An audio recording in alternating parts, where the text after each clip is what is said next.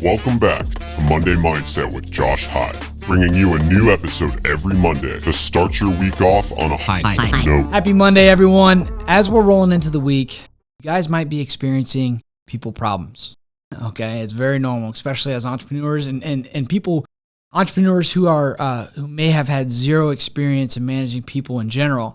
Now, one thing that really helped me as I was learning how to be a leader, learning how to be a manager, was understanding that this is so backwards because as entrepreneurs, we had to go figure it out. And we expect our team to be no different. That's irresponsible leadership.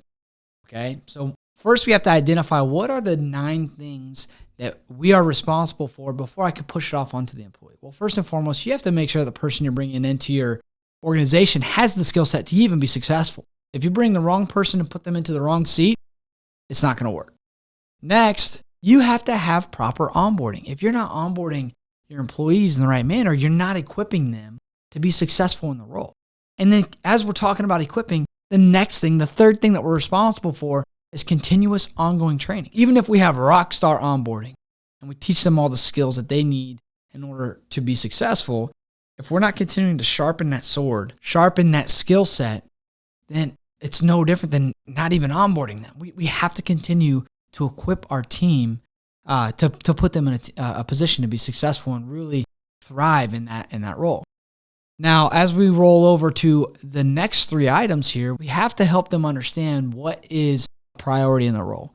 You know, are these tasks identifying is it urgent and important, or maybe it's not urgent, it's not important, or maybe it's urgent and important, or maybe it's urgent but not important. Just helping them understand the level of priority and why it's a priority is, again, going to help equip them with the knowledge and the skill set that they need to advance and truly thrive in the role. Next, we need to make sure that we have structured communication. If we're not giving feedback and we're frustrated, or heck, even if they're frustrated and they're not giving us that feedback, there's nothing that we can change. If we don't know, we can't change anything. And if they don't know, they can't change anything. So it's a two-way street. You have to have consistent communication around structured feedback. Okay, this is very important for their success. And it's important in that structured communication, it's important that we are setting the right expectations. If someone's in a role and they don't know exactly what's expected of them, then how could we ever expect them to hit that minimum expectation? It's not reality. That's like me coming in and I make 57 dials and you come up to me and say, yo, you were supposed to hit 100 dials. And I look at you like, oh, I didn't know that was the target, right? Or, hey, you're supposed to close 100,000 a month and I closed 57. Oh, I didn't know that was the target. I thought I was doing well. So we have to make sure we're setting the right expectations. Now, it's also our responsibility to create the right culture in the organization, okay? And you do this through having a theme. You do this through having standards. You have to live out that theme and those standards. Otherwise, everyone in your organization is going to think you're full of shit. Okay. So, for example, one of ours is winning is a habit. And I believe in having winning habits. If I'm not in the gym, if I'm not eating right, then the team's going to look at me like, Josh, what the hell are you talking about? Winning is a habit. You don't have winning habits. Why should we? Right.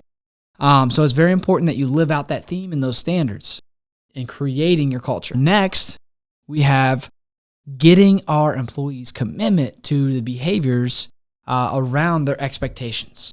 Okay, so we've set the expectation, and now we're asking them, 1, do you understand what I'm asking you to do? Yes, okay. Do you commit to what I'm asking you to do? Yes, okay, great. And that rolls into the 9th and final thing that I'm responsible for as the leader before I can say it's their fault that they didn't perform and that they're not doing well, is holding them accountable. Which goes back to the structure that we talked about earlier.